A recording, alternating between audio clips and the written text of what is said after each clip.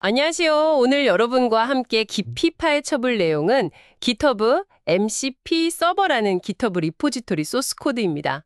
이걸 보면서 GitHub MCP 서버가 도대체 뭐고, 어떤 기능이 있고, 또 어떻게 쓸 수 있는지 한번 알아보겠습니다. 핵심은 GitHub랑 뭔가 일을 하는 서버라는 건데, 자, 전문가님과 함께 자세히 들여다볼까요? 네, 반갑습니다. 그 GitHub MCP 서버는 말씀하신 대로 GitHub 관련 작업을 처리해주는 서버인데요. 여기서 제일 중요한 게 MCP, 그러니까 모델 컨텍스트 프로토콜이라는 걸 구현했다는 점이에요. MCP요? 모델 컨텍스트 프로토콜? 그게 어떤 건가요? 네, 이게 뭐랄까 클라이언트, 그러니까 다른 프로그램이나 뭐 요즘 많이 쓰는 AI 에이전트 같은 것들이 서버한테 이런 도구 좀 써서 이 작업 좀 해줘 이렇게 요청하는 일종의 표준 약속 같은 거예요. 아하, 그러니까 정해진 메뉴판처럼 도구를 사용해서 요청하는 방식이군요. 맞습니다.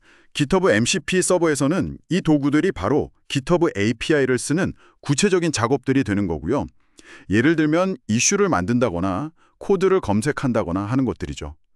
그리고 또 하나 좀 특이한 점은 이게 주로 표준 입출력, 그러니까 STDO로 통신한다는 거예요. 표준 입출력이요? 터미널에서 쓰는 그 방식 말씀이시죠? 네, 맞아요. 터미널이나 다른 프로세스랑 직접 텍스트로 데이터를 주고받는 방식인데 이게 은근히 편할 때가 많습니다. 복잡한 네트워크 설정 없이도 다른 도구랑 쉽게 붙일 수 있거든요. 오, 그렇군요. 다른 프로그램이랑 연동하기 쉽다는 장점이 있겠네요. 그럼 그 도구라는 건 구체적으로 어떤 것들이 있는지 궁금한데요.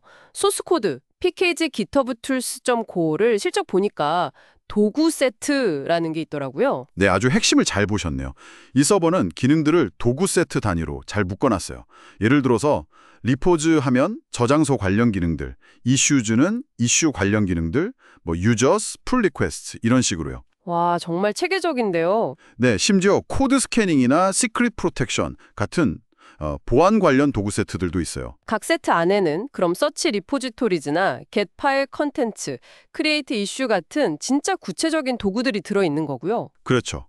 add issue comment 같은 것도 있고요. 정말 다양하게 준비되어 있습니다. 근데 거기 다이내믹이라는 도구 세트도 있던데 이건 좀 특별해 보이던데요. 네. 그 다이내믹 도구 세트는 약간 메타적인 건데요. 이 서버가 지금 어떤 도구 세트들을 제공하는지 목록을 확인하고 또 필요한 세트만 골라서 동적으로 활성화시킬 수 있게 해주는 기능이에요. 아하, 필요한 기능만 딱 골라서 쓸 수 있게 해주는 거군요. 유연하네요. 기능이 정말 잘 정리되어 있다는 느낌인데요. 그럼 이 좋은 도구들을 실제로 쓰려면 어떻게 해야 하나요? 네, 좋은 질문입니다. 이걸 쉽게 쓸 수 있게 MCP 컬이라는 명령줄 도구를 제공해요. 그 CMD, MCP 컬 리드미 문서에 설명이 잘 나와 있는데요.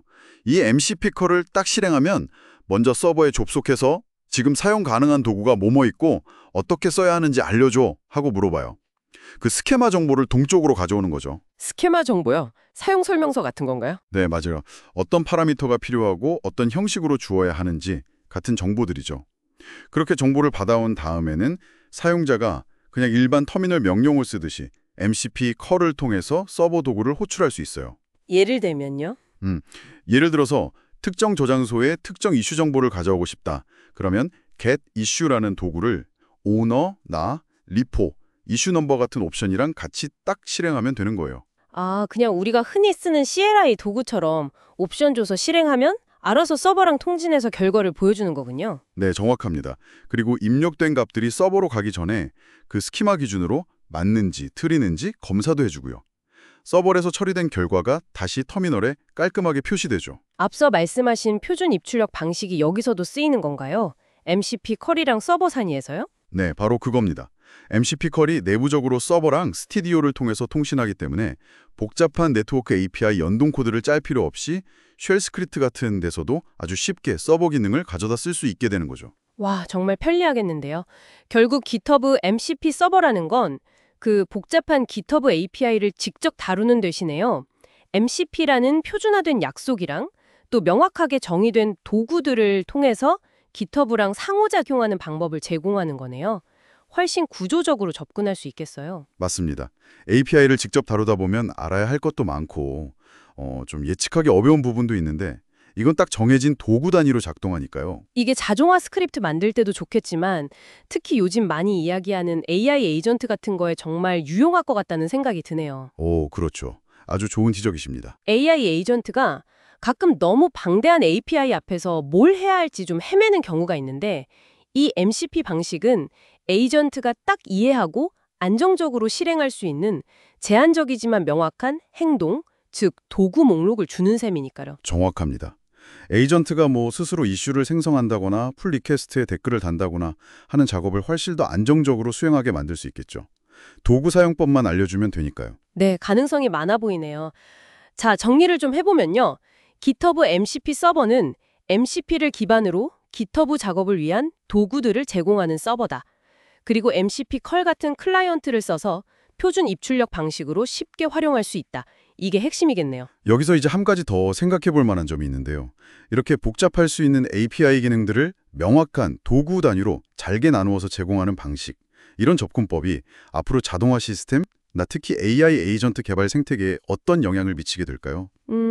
확실히 기존 방식과는 다른 점이 있겠네요. 네, 그냥 API를 직접 호출하는 거랑 비교했을 때 이런 도구화, 툴리피케이션 방식이 어떤 장점을 가져다 줄지, 혹시 예상치 못한 단점은 없을지 한번 여러분도 같이 고민해 보시면 더 깊이 있는 이해에 도움이 될 것 같습니다.